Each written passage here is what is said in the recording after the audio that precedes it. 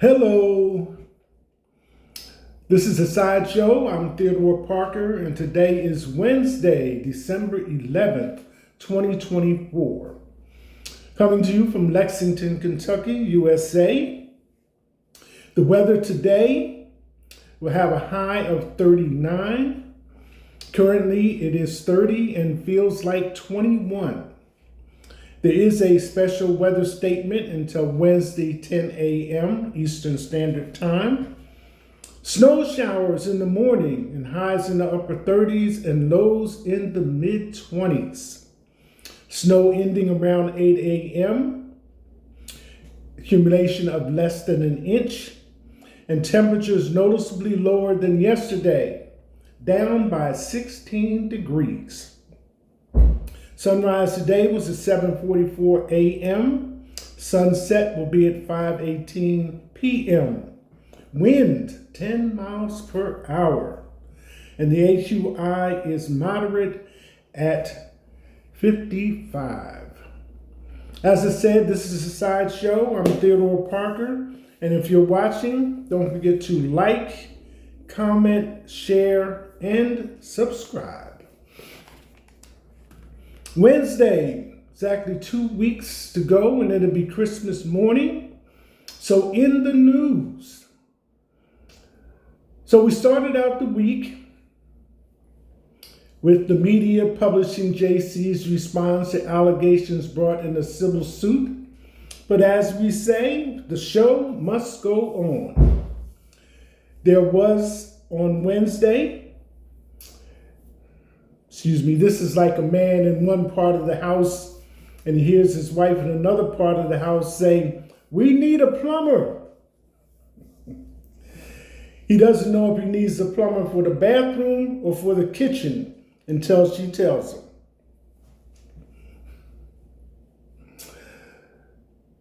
So on Monday, Disney did a world premiere of Mustafa the Lion King. And involved in that project was Beyonce and also Blue Ivy, daughter of Jay-Z and Beyonce.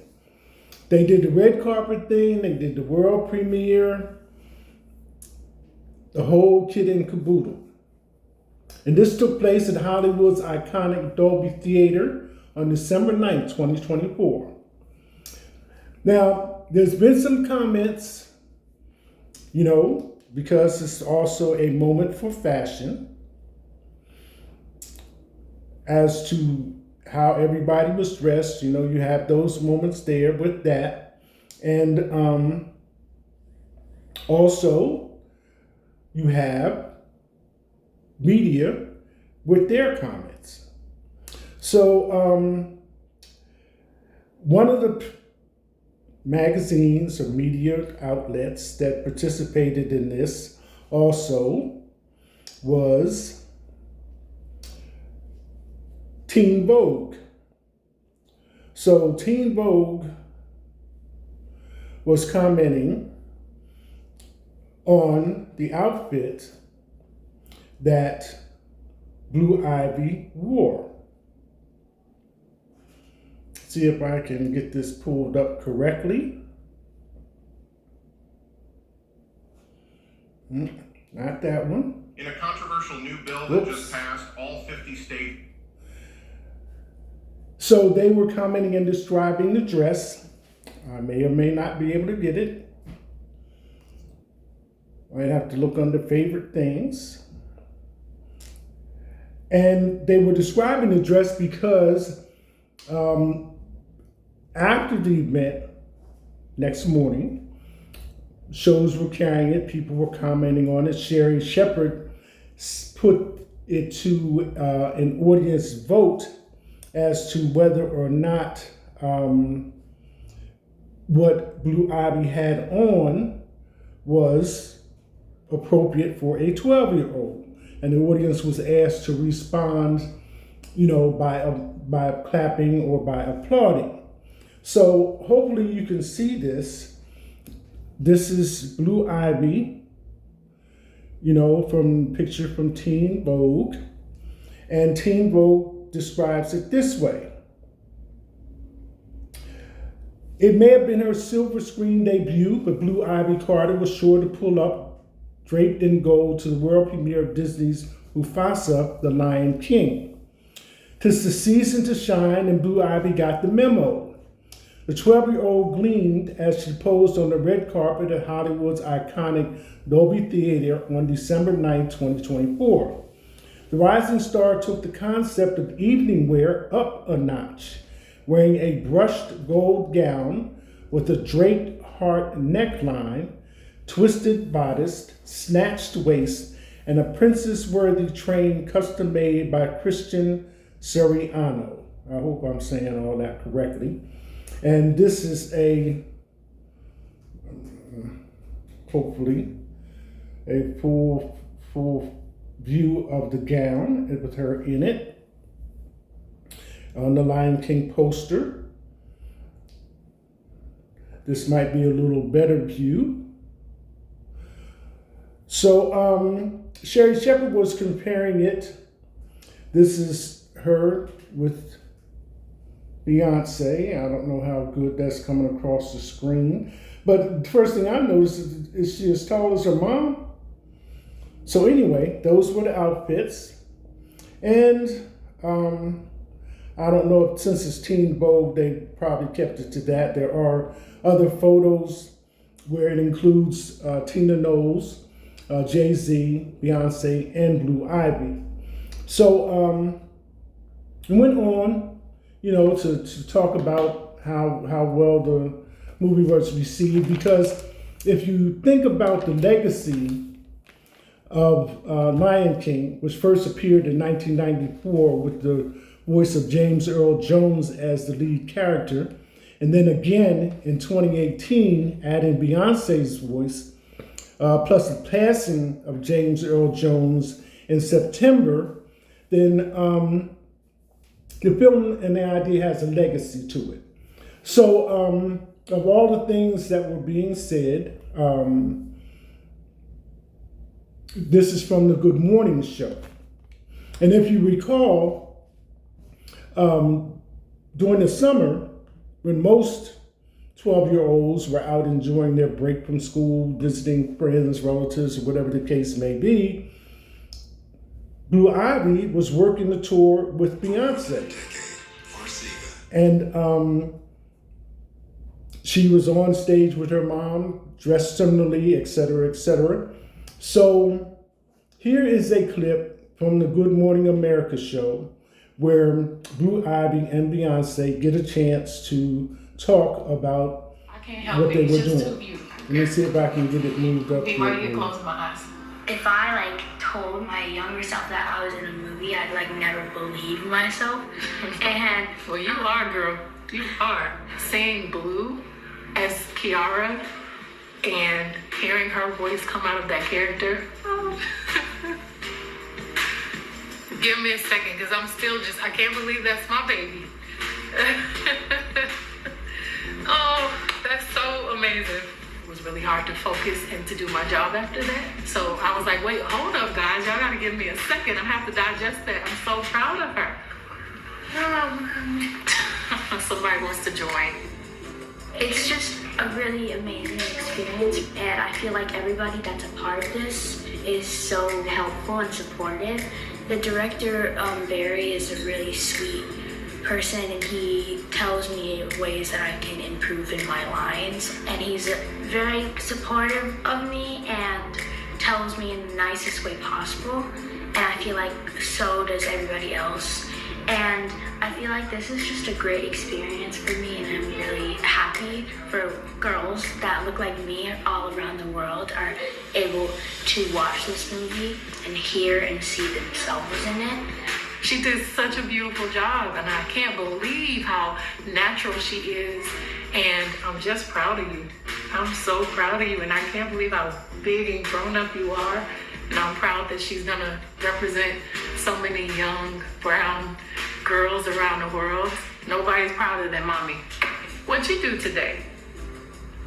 I just did the voiceover for Kiara and Lion King. Now let's go do our play date. And cut.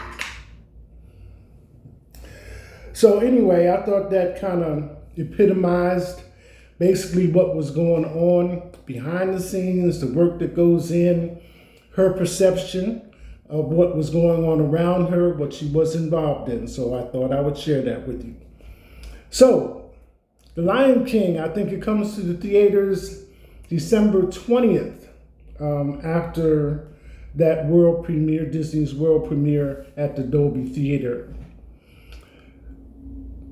Next up, speaking of tours, Taylor Swift ends Aries tour. This first caught my attention about the tour being over and everything from the article that was written about her bass player, Taylor Swift's bass player. And he was commenting on the length of the tour, the number of countries and performances, and especially making sure that he was present when he was needed. So different places, Switzerland and things of that nature, that he was able to take a moment or two for himself. But the numbers kind of associated with that. It's already been mentioned by Billboard, so it's not like I'm giving you breaking news. And I'm just kind of impressed with the length of the tour, you know, the number of cities and countries that she traveled to, not just the revenue that was generated by it. So I'm going to take a minute and share this with you. The Aries tour by the numbers. Swift performed 149 shows between March 2023 and December 2024. The tour traveled to 51 cities across 21 countries. A typical Aries show featured 44 to 46 songs and ran for 3 hours and 15 minutes.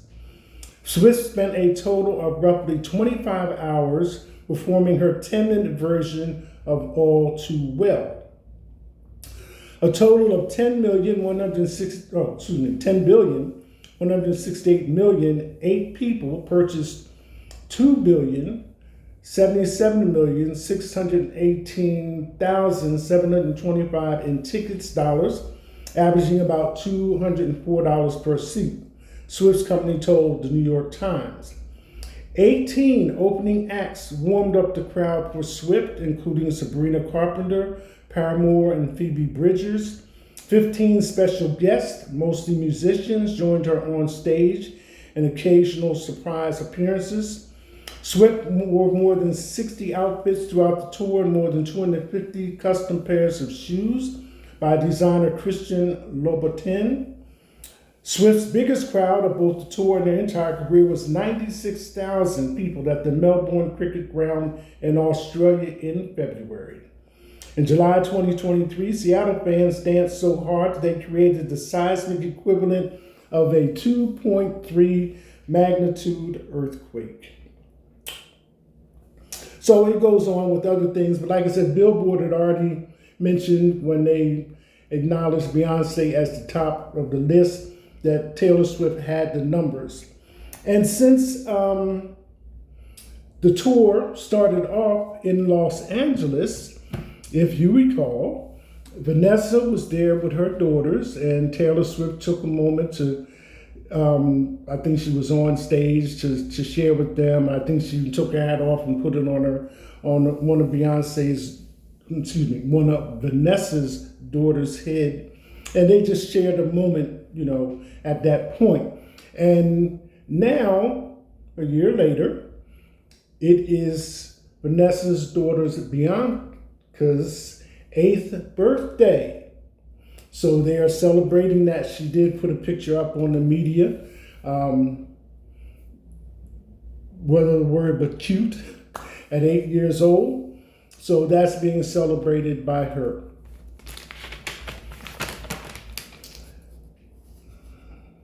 And since we're on the subject of fashion, it was noted that Sasha Obama was photographed back on campus after Thanksgiving break. And the person that wrote up that bit of information about her fashion ensemble or clothes that she was wearing took a full paragraph to describe it. And that's no pun intended. Okay, ladies and gentlemen, top stories for today. Number one, protesters attempt to stop removal of hundreds of migrants from public funded housing. The next one, Jimmy Kimmel jokes about Trump has sent Kimberly Guilfoyle, I hope I'm saying that correctly, to Greece because of rumored Don Jr. breakup. Number three, Donald Trump picks former Fox News host Kimberly Guilfoyle as ambassador to Greece. And number four in the top stories, New York Attorney General will continue to pursue the $454 million civil fraud judgment against Trump. Number five, Newt Gingrich slams Biden's White House unconstitutional preemptive pardon plea idea, implies they were guilty. Incoming border czar warns sanctuary city mayors, get the hell out of the way or be prosecuted.